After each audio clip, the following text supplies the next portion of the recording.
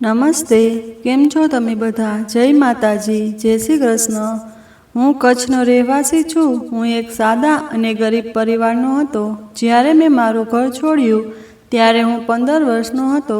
મેં મારું ઘર છોડી દીધું કારણ કે તે ઘરમાં મને માણસ માનવામાં આવતો ન હતો।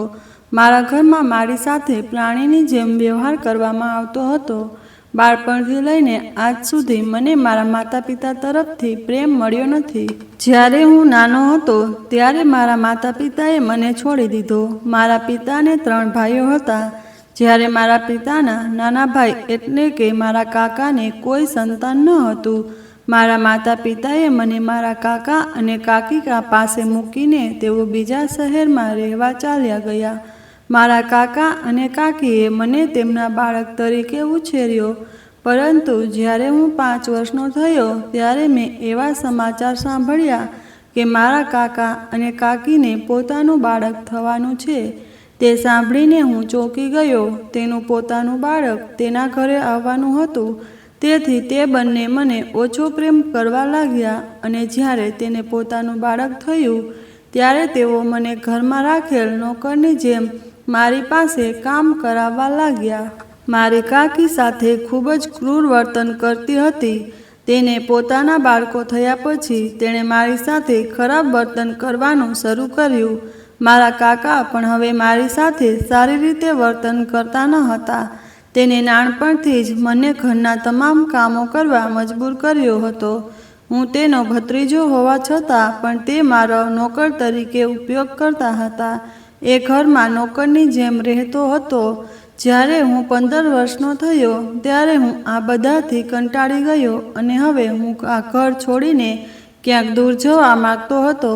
કાકા અને કાકી પણ ઈચ્છતા હતા કે હવે હું કોઈક રીતે અહીંથી દૂર જાઉં અને તેમનો પીછો છોડું।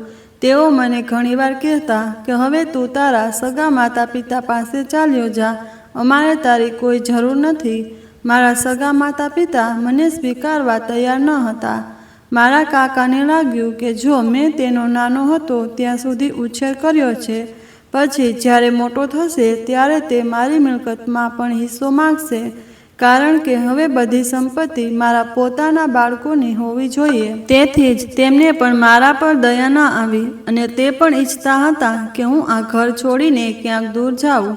હવે તેમના ઘરમાં મારા માટે કોઈ જગ્યા બચી ન હતી। એટલે જ એક દિવસ મેં નક્કી કર્યું કે હું આ ઘર છોડી દઈશ। હું ભણેલો પણ ન હતો, તેથી જ્યારે મેં બીજા બાળકોને શાળાએ જતા જોયા ત્યારે મને પણ શાળાએ જવાની અને ભણીને સફળ થવાની ઈચ્છા થઈ, પણ મારા નસીબમાં એવું કંઈ ન હતું। કાકા પણ કાકીના કહેવાથી મારા પર હાથ ઉપાડતા। તે ઘરમાં મારા પર ખૂબ ત્રાસ ગુજારવામાં આવ્યો હતો। ત્યાં મારી સાથે નોકરની જેમ વ્યવહાર કરવામાં આવ્યો હતો। એક દિવસ હું એક ઘર ખાલી હાથે છોડીને સ્ટેશન તરફ ગયો અને ટ્રેન આવવાની રાહ જોવા લાગ્યો। પછી જ્યારે હું ટ્રેનમાં ચડ્યો ત્યારે મને કંઈ જ ભાન ન રહ્યું। અડધો રસ્તો પસાર થઈ ગયો જ્યારે ટીટીએ મારી પાસેથી ટિકિટ માંગી। જો મેં ટિકિટ ખરીદી હોય તો હું તેને આપું ને? મારી પાસે ટિકિટ લેવાના પણ પૈસા ન હતા। મારી મંજિલ શું છે અને હું ક્યાં જઈ રહ્યો છું તે જાણ્યા વિના જ હું ટ્રેનમાં બેસી ગયો। હું મારી બાજુમાં બેઠેલા માણસની પાછળ છુપાવા લાગ્યો। મને ખૂણામાં જોઈને તે વ્યક્તિએ મને પૂછ્યું, અરે છોકરા, તું ક્યાં જાય છે? અરે લાલા, આમ ક્યાં છુપાય છે? પછી મેં મારી આખી વાત પેલા માણસને કહી। મારી વાત સાંભળીને તે માણસને મારા પર દયા આવવા લાગી। તે મારા વિશે વિચારવા લાગ્યો અને તે માણસ મને કહેવા લાગ્યો કે તારે આ રીતે તારું ઘર છોડવું ન જોઈએ। ચાલો તો હું આ ટીટી સાથે વાત કરું અને તને મારા ઘર પાસેના સ્ટેશનની ટિકિટ અપાવી દઉં। મેં તેને પૂછ્યું, સાહેબ, હું તમારા ઘરે જઈને શું કરીશ? તો તે માણસે મને પૂછ્યું, તો પછી તું ક્યાં જઈશ? તે માણસ મારી સામે ખૂબ જ બેચેનીથી જોઈ રહ્યો હતો। એવું લાગતું હતું કે જાણે તેને મારી ખૂબ જ ચિંતા છે।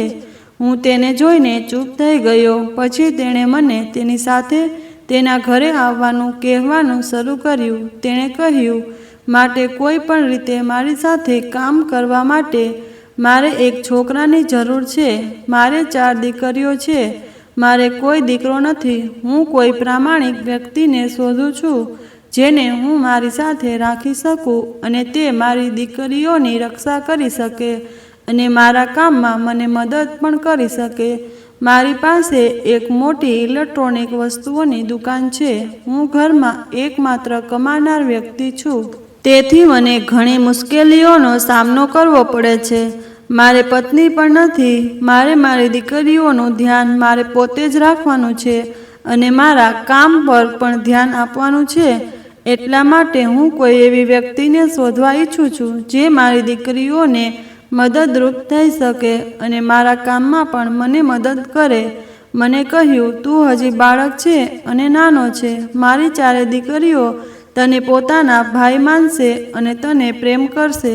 મારે 4 દીકરીઓ છે એટલે જ મારા ઘરમાં થોડું વધારે કામ હોય છે. હું મારી 4 દીકરીઓને ભણાવીને સફળ બનાવવા માગું છું. હું મારી દીકરીઓને અભણ જોવા નથી માગતો. જો તું ઈચ્છે તો તું મારા ઘરે આવી શકે છે. તું મારા ઘરે રહીને પણ ઘરનું કામ કરી શકે છે અને મારા ઘરમાં તને ખાવા પીવાનું, માન સન્માન બધું મળશે. તું મારા ઘરના નાના નાના કામો કરજે. મારી દીકરીઓ ઘરની બહાર બિનજરૂરી રીતે ન નીકળે. હું પણ મારી દુકાનમાં જ રહું છું. તેથી જ મારી દીકરીઓને બહારથી કંઈ પણ મંગાવવું હોય તો તેમને ઘણી મુશ્કેલીઓનો સામનો કરવો પડે છે. એટલે મારે તારે પણ તેમના માટે કંઈક બહારનું કામ હોય તો કરવું જોઈએ. જો તું આ બધું કામ કરી શકે તો હું તને મારા ઘરમાં જગ્યા આપીશ. હું પોતે જે ખાઈશ તે હું તને ખવડાવીશ, તને સારા કપડાં પહેરાવીશ. તે માણસની વાત સાંભળીને મારા હૃદય પર બહુ અસર થઈ. હું મારા ઘરેથી સવાર સાંજ નોકરની જેમ કામ કરતો અને મને મારા ઘર પર દિશા પણ થતી ન હતી. મેં વિચાર્યું કે આ માણસની સેવા કરવી જોઈએ. તે મારા માટે પણ ચોક્કસ કંઈક કરશે જેથી મારું આગળનું જીવન શાંતિથી પસાર થાય અને હું યુવાન થઈશ ત્યારે તેની દીકરીઓ પરણીને સાસરે જશે તે પછી હું એકલો જ રહીશ. તેથી કદાચ આ માણસ તેની બધી મિલકત મારા નામે કરી દેશે. હું મનમાં ઘણી ભાવનાઓ વિચારવા લાગ્યો. જ્યારે આ માણસની 4 દીકરીઓ પરણીને સાસરે જશે તો કદાચ તે મને પોતાનો દીકરો બનાવી દેશે. એ માણસ ઘણો ધનવાન હતો. તેથી જ મને તેના ઘરે રહેવાની લાલચ આવી અને તે માણસ મને તેની સાથે તેના ઘરે લઈ ગયો. જ્યારે અમે ઘરમાં પ્રવેશ્યા ત્યારે સાંજના 5 વાગ્યા હતા. જેમ જેમ અમે ઘરની અંદર ગયા મેં જોયું કે યુવાન અને સુંદર છોકરીઓ તે વ્યક્તિની આસપાસ ઊભી રહી. પપ્પા, પપ્પા કહીને તે તેના ખિસ્સામાં જોઈ રહી હતી. હું 4ને જોઈ રહ્યો. 4 ખૂબ જ સુંદર. તે પણ આશ્ચર્યથી મારી સામે જોઈ રહી હતી.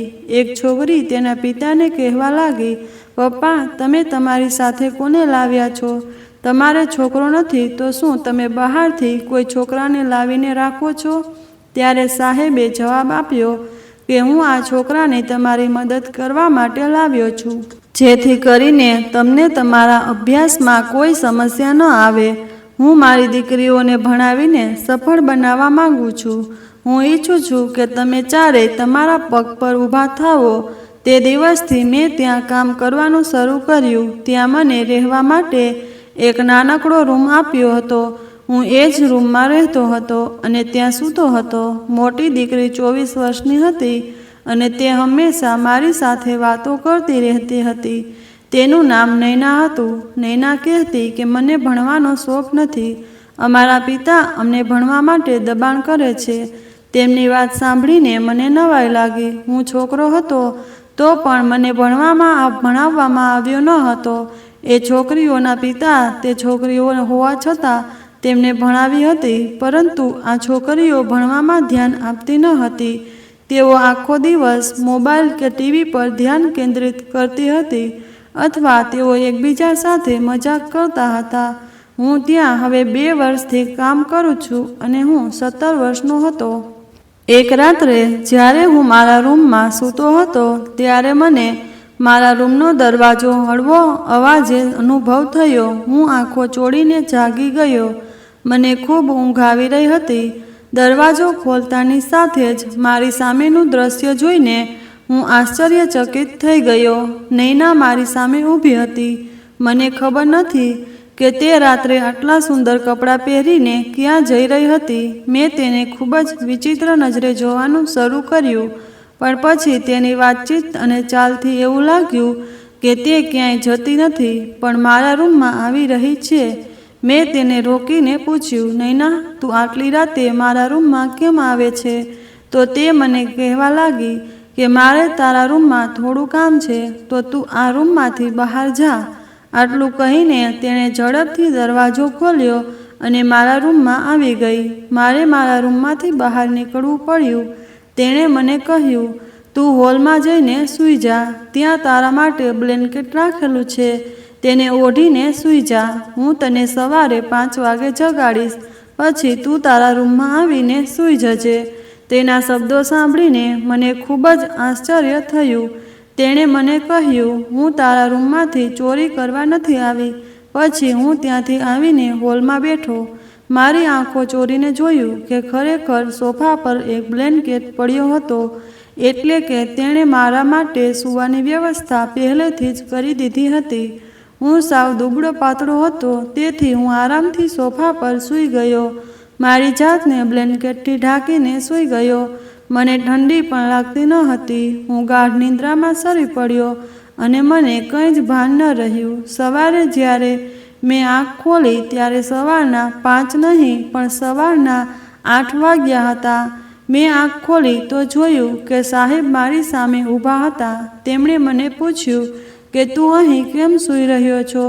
મેં તેને કેટલી વાર કહ્યું છે કે તારા રૂમમાં જ રહે, અને આ છોકરીઓનું ઘર છે. દીકરા, હું સમજું છું કે તું હજી નાનો છે, પરંતુ તારી આદતો એવી ના હોવી જોઈએ કે મારી દીકરીઓને કોઈ સમસ્યાનો સામનો કરવો પડે. સાંજ પહેલાં બધા કામ પતાવી લો. સાહેબની વાત સાંભળીને હું થોડો નર્વસ થઈ ગયો. નૈનાની વાત મારા મગજમાંથી નીકળી ગઈ હતી.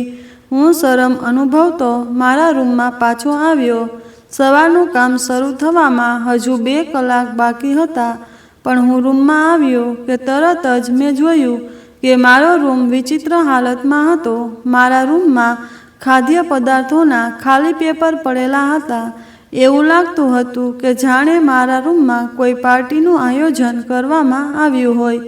પછી જ્યારે મેં નીચે કાચની બંગડીઓ તરફ જોયું તો મને નવાઈ લાગી. નૈના અહીં ખાવા પીવા કે કંઈક કરવા આવી હતી, અને મારા રૂમમાં આટલી બધી સજાવટ કરવાની શું જરૂર હતી? જ્યારે હું આશ્ચર્યથી આજુબાજુ જોઈ રહ્યો હતો ત્યારે મને બીજા રૂમમાંથી છોકરીનો રડવાનો અવાજ સાંભળવા લાગ્યો. અવાજ સાંભળીને જેવો જ હું રૂમની પાસે ગયો અને તો જોયું કે નૈનાના રૂમમાંથી અવાજ આવી રહ્યો હતો.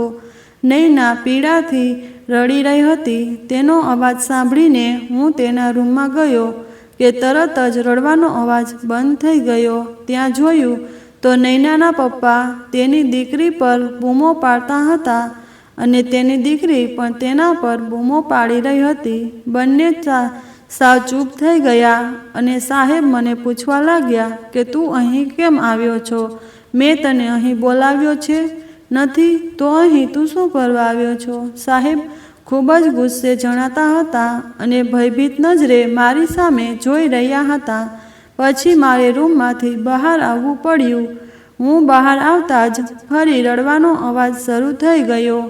નૈના બૂમો પાડી રહી હતી, પપ્પા, મારા વાળ છોડો, મને પીડા થાય છે, મારા પર દયા કરો. નૈનાનો અવાજ સાંભળીને હું ડરી ગયો. આ બધું શું થઈ રહ્યું છે તેના વિશે હું મનમાં વિચારવા લાગ્યો. મેં તો કોઈ ભૂલ નથી કરીને. આ શક્ય નથી. હું આવીને મારા રૂમમાં બેસી ગયો, કારણ કે સાહેબે મને આજ સુધી કોઈ કામ આપ્યું ન હતું. પછી મેં જોયું કે સાહેબ દુકાનની ચાવી લઈને દુકાને ગયા. મને ખબર નથી કે આજે રાત્રે શું થયું જેના કારણે સાહેબ આટલા ગુસ્સામાં હતા. આખો દિવસ વીતી ગયો અને રાત થવામાં થોડો સમય બાકી હતો.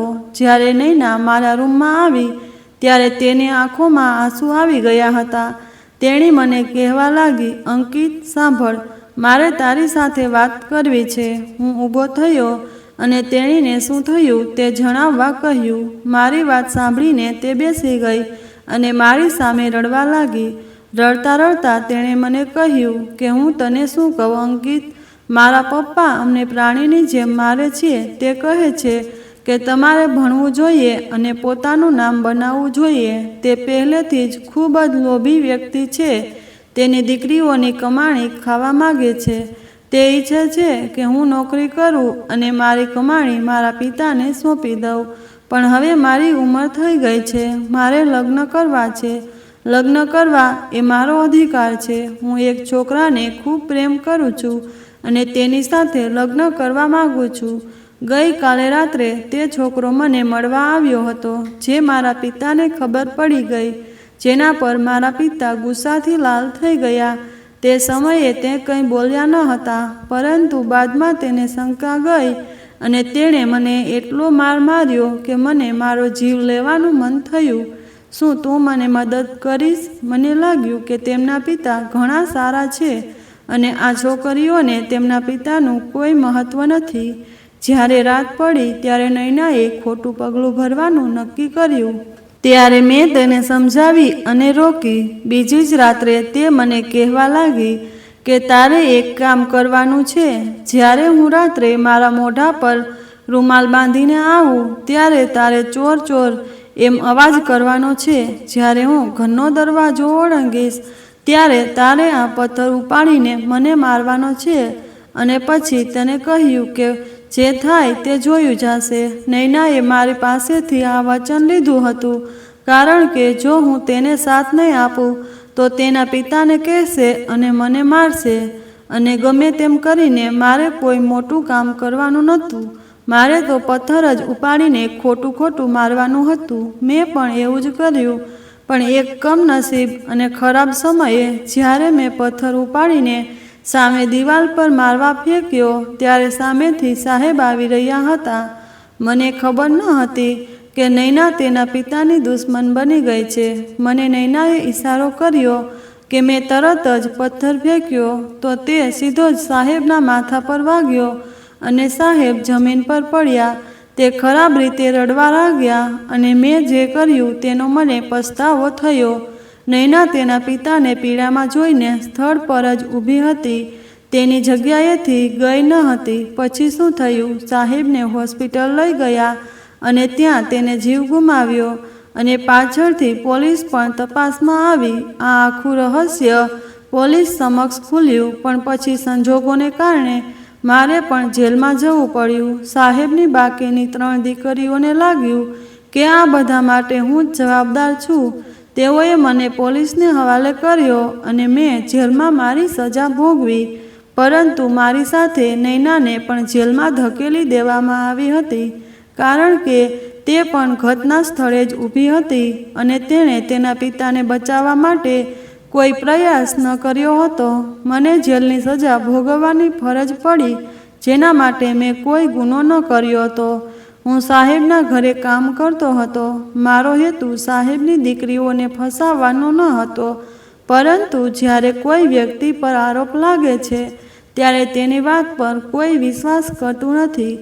ત્યારબાદ હું જેલમાં ગયો ત્યારે મને નૈના સાથે એ જ જેલમાં રાખવામાં આવ્યો હતો. જેલમાં એક ઇન્ટરવ્યૂ માટે આવ્યો હતો.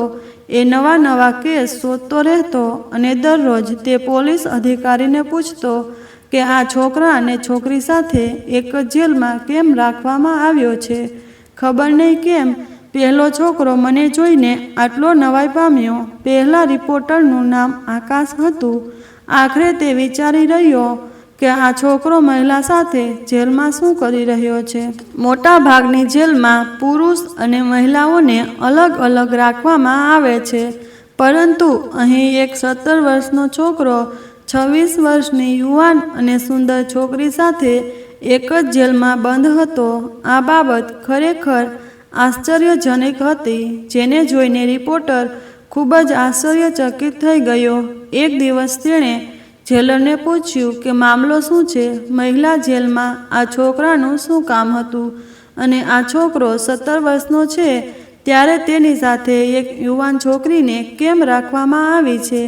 આ છોકરો પુરુષોની જેલમાં હોવો જોઈએ અથવા બાળકોની જેલમાં. તે પત્રકારની વાત સાંભળીને જેલરે તેને કહ્યું કે તેમને પણ આવી જ સજા આપવામાં આવી છે, તેથી જ આ છોકરો આ છોકરી સાથે અહીં બંધ છે. જો તમારે આ છોકરા વિશે વધુ માહિતી જોઈતી હોય તો તમારે સાહેબની પરવાનગી લેવી પડશે, કારણ કે જે વ્યક્તિએ તેમને જેલમાં ધકેલી દીધા છે તે સામાન્ય માણસ નહીં પણ પોલીસ અધિકારી છે. છોકરાના મગજમાં એક જ વાત ફરતી હતી, એક પોલીસવાળાએ આવું કેમ કર્યું અને છોકરા છોકરી બંનેને એકસાથે બંધ કરી દીધા. જેલરની વાત સાંભળીને રિપોર્ટરે પણ આશ્ચર્યથી તેની સામે જોઈ રહ્યો. રિપોર્ટરે સાહેબની પરવાનગી લીધા બાદ મારી સાથે વાત કરવાનો પ્રયાસ કર્યો. જેલરે તેને મારી પાસે જેલમાં મોકલી દીધો અને તેણે કહ્યું કે મારું નામ આકાશ છે, હું એક રિપોર્ટર છું. હું અહીં આવતો રહું છું અને તને જોઉં છું. મને ખબર નથી કે આ લોકોએ તને આ યુવતી સાથે જેલમાં કેમ બંધ કરી દીધો છે. આ લોકો તને બીજી કોઈ જેલમાં રાખી શક્યા હોત. નૈનાએ ડરથી પોતાનો ચહેરો છુપાવ્યો. તેણે વિચાર્યું કે રિપોર્ટર તેમને જોઈ જશે. રિપોર્ટરે નૈના સામે ખૂબ જ આશ્ચર્યથી જોયું અને કહ્યું, જો તને રિપોર્ટરને પોતાનો ચહેરો બતાવવામાં આટલી શરમ આવતી હોય તો તેણે આટલું ખરાબ પાપ કેમ કર્યું? પણ હવે આ બધી બાબતોનો કોઈ ફાયદો ન હતો. રિપોર્ટરે મને મારું નામ પૂછ્યું ત્યારે તે પત્રકારે મને જવાબ આપ્યો કે હું તમારી સજા ઓછી કરાવવા આવ્યો નથી. મારે તમારું ઇન્ટરવ્યૂ લેવું છે. મારે તમારા જીવન વિશે જાણવું છે. મેં રિપોર્ટરને કહ્યું, ઠીક છે, પણ હું તમને મારો ઇન્ટરવ્યૂ નહીં આપું. મને ગુસ્સો આવવા લાગ્યો હતો અને નૈના પાછળ ફરીને બેસી ગઈ અને પોતાનો ચહેરો છુપાવી રહી. નૈના પણ રિપોર્ટર સાથે વાત કરતી ન હતી. રિપોર્ટર હવે અમારા કેસમાં વધુ રસ લેવા લાગ્યો હતો. તેણે કહ્યું કે મેં નક્કી કર્યું છે કે જો મારે ઇન્ટરવ્યૂ લેવું હોય તો તમારે બંને સાથે લેવો છે. મારે કોઈ અન્ય કેસ લેવો નથી. રિપોર્ટર આમ કહીને અમારી જેલ છોડી ગયો અને કહ્યું, મેં આનાથી વધુ રસપ્રદ કેસ ક્યારેય જોયો નથી. અને તેણે જેલર પાસેથી અમારી ફાઇલ જોવાની કોશિશ કરી. પહેલાં તો જેલરે મનમાની કરી, પણ પછી તે રિપોર્ટરે તેને પૈસાની લાલચ આપી. ખબર નહીં કેમ આ રિપોર્ટર હાથ ધોઈને અમારી પાછળ પડ્યો હતો. પૈસાના લોભને કારણે જેલરે અમારા વિશેની તમામ માહિતી તે રિપોર્ટરને આપી.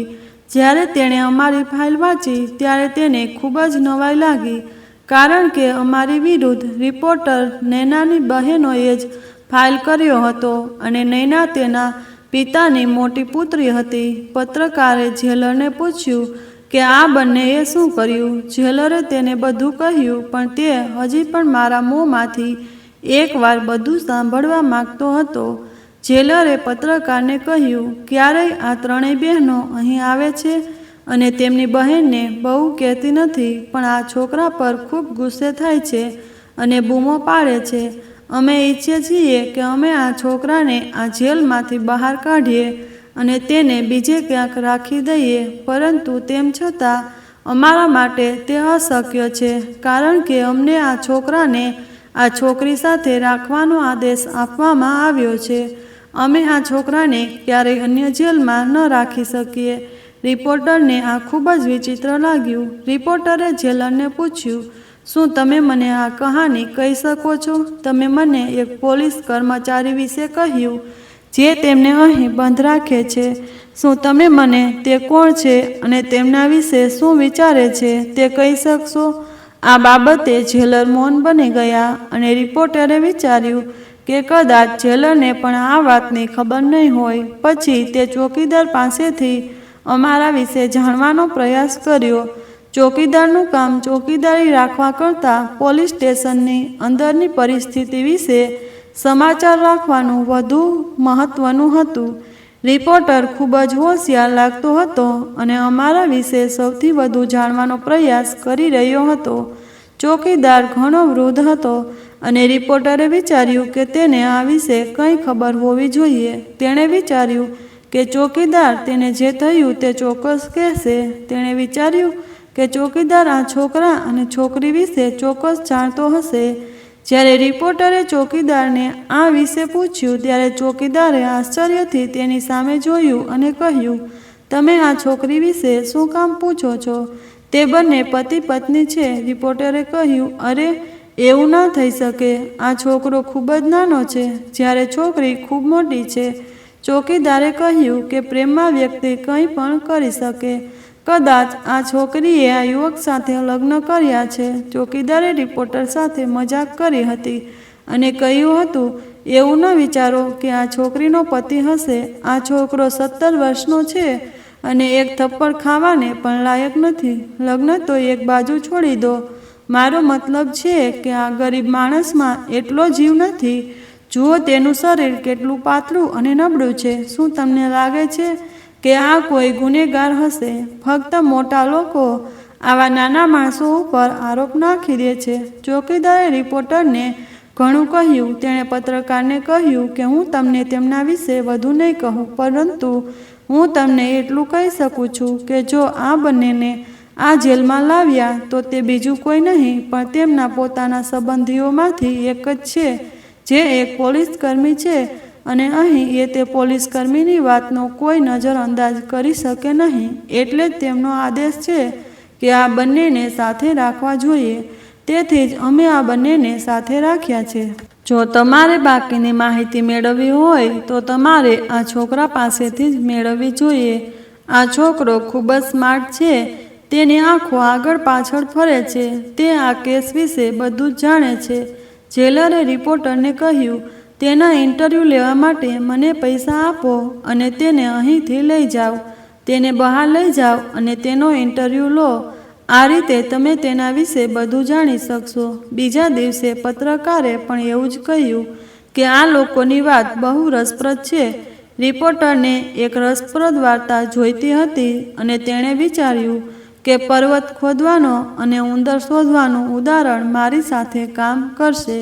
તેથી જ તેણે વિચાર્યું કે મારી પાસે બીજો કોઈ વિકલ્પ નથી, કારણ કે અન્ય લોકો પણ વાત કરવા તૈયાર નથી અને જો તેઓ વાત કરે તો પણ તેમની વાત ખાસ રસપ્રદ ન હતી. બસ તેણે નક્કી કર્યું કે મારી સાથે જ વાત કરશે અને તે મારો ઇન્ટરવ્યૂ લીધા વગર અહીંથી જશે નહીં. અને પછી ફરીથી તે પત્રકાર જેલમાં મારી પાસે આવ્યો અને મને કહ્યું કે જો તમે મને યોગ્ય ઇન્ટરવ્યૂ આપો અને તમારી વાત સાચી રીતે કહો તો હું તમને આ જેલમાંથી બહાર કાઢી શકીશ. રિપોર્ટરની વાત સાંભળતા જ મારી આંખમાં આંસુ આવી ગયા અને કહ્યું, શું તમે ખરેખર મને આ જેલમાંથી બહાર કાઢી શકશો? રિપોર્ટરે કહ્યું, હા, ખરેખર હું તમને મદદ કરીશ. જુઓ, મારા ઘણા મિત્રો છે જે વકીલ છે અને વકીલો માટે કોઈને જેલમાંથી બહાર કાઢવું મુશ્કેલ કામ નથી. જો તમે મને તમારા વિશે બધું કહી દો તો તે શક્ય બનશે. તેની વાત સાંભળ્યા પછી મેં માથું હલાવ્યું અને કહ્યું, પ્લીઝ અત્યારે મને અહીંથી બહાર કાઢો. અહીં જેલમાં બેસીને હું તમને મારા વિશે કંઈ કહી શકું તેમ નથી. હું અહીં નૈનાની સામે બેસીને મારા દિલની દરેક વાત કહેવા માંગતો નથી. હું શરમમાં આવવા માંગતો નથી. આ મારા બોસની દીકરી છે અને હું તેનું ઘણું સન્માન કરું છું. મારી વાત સાંભળીને રિપોર્ટર આશ્ચર્યચકિત થઈ ગયો અને નૈનાને પણ હું બહાર જાઉં એ વાતમાં કોઈ રસ ન હતો. રિપોર્ટર મારા વિશે જાણવા માટે ખૂબ ઉત્સુક હતા. છેવટે તે મીડિયામાં આ સમાચાર ફેલાવ્યા. પછી પ્રખ્યાત થવા માંગતો હતો.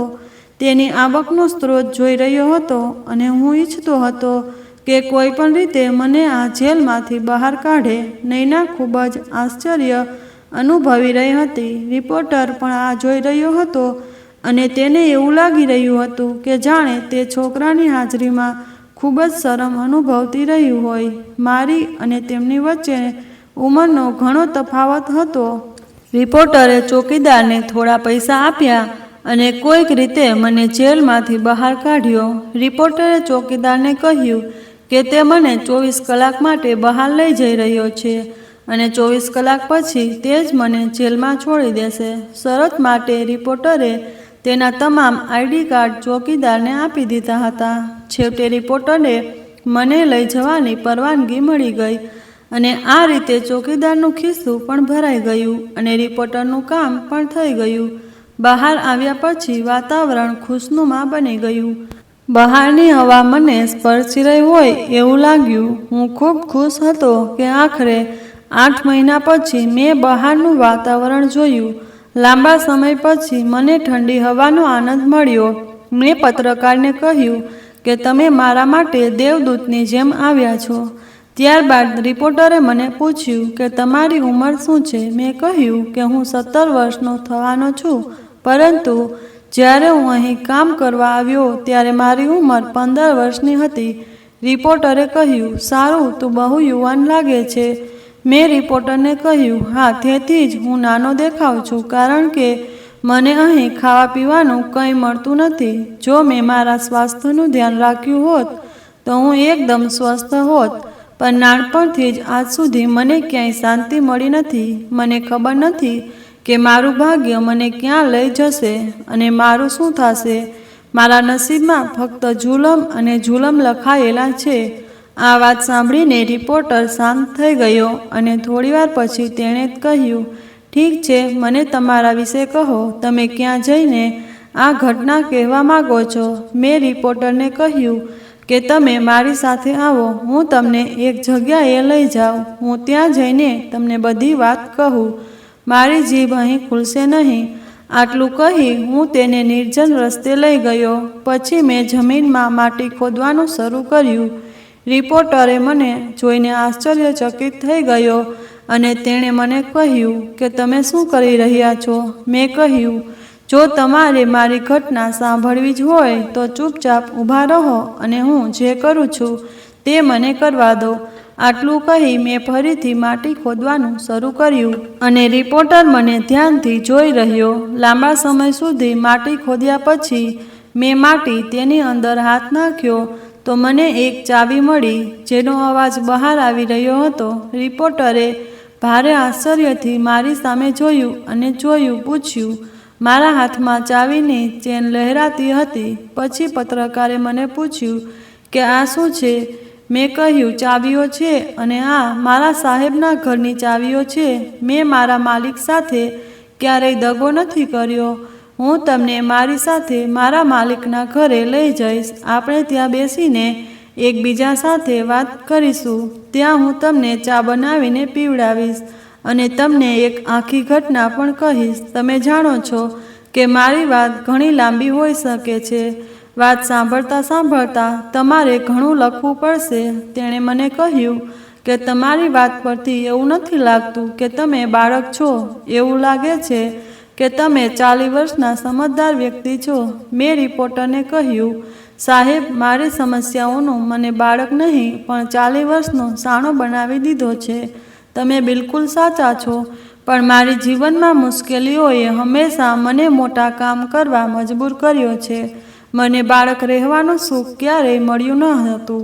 હું પણ મારા જીવનમાં રમતગમતને આગળ વધારવા માંગતો હતો, પણ ખબર નહીં કેમ મારા સંજોગો મને સાથ આપતા ન હતા.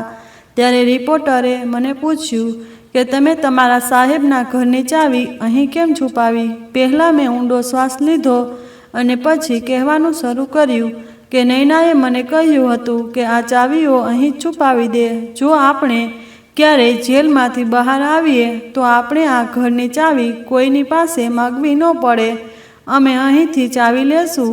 આ સાંભળીને રિપોર્ટર ખૂબ જ આશ્ચર્યચકિત થઈ ગયો. તેથી પત્રકારે મને કહ્યું કે તમે જેલમાં જતા પહેલાં આવી વાતો વિચારતા હતા, પણ આશ્ચર્યની વાત એ હતી કે તમે બંને જેલમાં ખૂબ જ આરામથી જીવી રહ્યા હતા. તમારા બંનેને ત્યાંથી જવાની કોઈ ઈચ્છા ન હતી. મેં રિપોર્ટરના આ નિવેદનનો જવાબ આપ્યો ન હતો અને અમે સાહેબના ઘરે પહોંચી ગયા. મેં ચાવીના જૂડામાંથી ચાવી કાઢી અને ઘરનો દરવાજો ખોલ્યો. ઘરની અંદર એક વિચિત્ર દુર્ગંધ આવતી હતી. જોયું કે ઘર એકદમ ઠંડુ થઈ રહ્યું છે. ઘર લાંબા સમયથી બંધ હતું. આ કારણે ત્યાં ઘણી ગંદકી અને ધૂળ હતી. હું અને રિપોર્ટર ધીમે ધીમે ઘરની અંદર ગયા. મેં રિપોર્ટરને કહ્યું કે આ રૂમ નૈનાનો છે અને આ બધી બહેનોમાં સૌથી મોટી બહેન તે હતી અને જેના કારણે આજે હું જેલમાં સજા ભોગવી રહ્યો છું. મને હજુ પણ એ રાત યાદ છે અને એ ધ્રુજવા વિશે વિચારતા પણ મારું શરીર ધ્રુજવા લાગે છે. મેં રિપોર્ટરને બેસવાનું કહ્યું, તેથી અમે બંને પણ સોફા પર બેસી ગયા અને રિપોર્ટરે મારી ઘટના કહેવાનું શરૂ કર્યું. મેં રિપોર્ટરને બાળપણથી લઈને અત્યાર સુધીની આખી વાત કરી. હું મારા ઘરેથી કેવી રીતે આવ્યો અને સાહેબ મને અહીં કેવી રીતે લાવ્યા અને સાહેબે મને આ ઘરમાં કઈ શરતે રાખ્યો હતો. આખી ઘટના સંભળાવીને પત્રકારે મને કહ્યું હતું કે તમારી વાત ખૂબ જ રસપ્રદ લાગે. તેણે કહ્યું, તમે પાગલ છો, તમે તમારા અધિકારો માટે લડી શક્યા નહીં. તે યુવતી તારા જેવા નિર્દોષ છોકરાને જૂઠો સાબિત કરી તારી સાથે જેલમાં લઈ ગઈ. તમારે કેટલાક પુરાવા બતાવવા જોઈએ જેના કારણે તમે જેલમાંથી બહાર આવી શક્યા હોત. તમારું આખું જીવન દાવ પર છે. તમારે તમારું ભવિષ્ય પણ બનાવવું છે. શું તમે તમારું આખું ભવિષ્ય જેલમાં બનાવવા માંગો છો? અને તે 3 યુવતીઓનું શું કે જેમણે તમારી વિરુદ્ધ ફરિયાદ નોંધાવી હતી? મેં રિપોર્ટરને કહ્યું, તે 3 બહેનો નૈના સાથે મિલીભગતમાં હતી અને તેમની પણ એ જ યોજના હતી કે તેઓ તેમની બહેન સાથે મળીને તેમના પિતાને મારી નાખવા માંગતી હતી. પરંતુ જ્યારે તેણે પોલીસને સ્થળ પર જોઈ ત્યારે તે ડરી ગઈ અને તેને લાગ્યું કે જો પોલીસ નૈનાની ધરપકડ કરે તો તે તેની પણ ધરપકડ કરી શકે છે. આથી તેણે પોતે પોલીસને કહ્યું કે અમારી બહેન નૈના પણ આ છોકરા સાથે હતી. આ રીતે તેઓએ મારી ધરપકડ કરાવવા પોલીસને બોલાવી. પરંતુ છેલ્લી ઘડીએ તેને તેની બહેન નૈનાની પણ ધરપકડ કરી અને હવે તે 3 અહીંથી ફરાર થઈ ગયા છે. ખબર નથી કે તે અત્યારે ક્યાં રહે છે. પણ મેં સાહેબને ઈરાદાપૂર્વક પથ્થર માર્યો ન હતો. નૈનાએ મને મારવાનું કહ્યું હતું. આ 4 બહેનોએ મારી સાથે છેતરપિંડી કરી અને મને જેલમાં ધકેલી દીધો. હું કંઈ કરી શકું તો નથી કારણ કે મને ટેકો આપનાર કોઈ નથી અને મને જેલમાં નાખનાર પોલીસકર્મી બોસનો ભત્રીજો હતો જે સાહેબના અવસાન પર ખૂબ જ દુઃખી થયા હતા. એટલે તેણે મને અને નૈનાને એક જ જેલમાં રાખ્યા હતા. હું સાહેબને મારા પિતા માનતો હતો. તેઓ મને મદદ આપવા માટે અહીં લાવ્યા હતા. પણ મને ખબર ન હતી કે અહીં આવ્યા પછી મારી સાથે આ બધું થઈ શકે છે. સાહેબને હંમેશા તેમની દીકરીઓના ભણતરની ચિંતા રહેતી. તેઓ ઈચ્છતા હતા કે જો તેઓ આ દુનિયામાં ન રહે તો તેમની દીકરીઓને કોઈ પણ પ્રકારની સમસ્યાનો સામનો ન કરવો પડે. પરંતુ તે 4 દીકરીઓએ તેમના પિતાને ગેરસમજ કરી. તેમને લાગ્યું કે તેમના પિતા તેમને ભણાવીને તેમના પૈસા ખાવા માંગે છે. પરંતુ સાહેબ ખૂબ જ સારા અને પ્રામાણિક વ્યક્તિ હતા. તેઓ હંમેશા તેમની દીકરીઓના કલ્યાણ માટે જ વિચારતા હતા. જો મને તે દિવસે ખબર હોય કે 4 મળીને તેમના પિતાને મારવા માંગે છે તો મેં તેમને ક્યારેય સમર્થન ન આપ્યું હોત અને સાહેબને આ વિશે બધું કહ્યું હોત.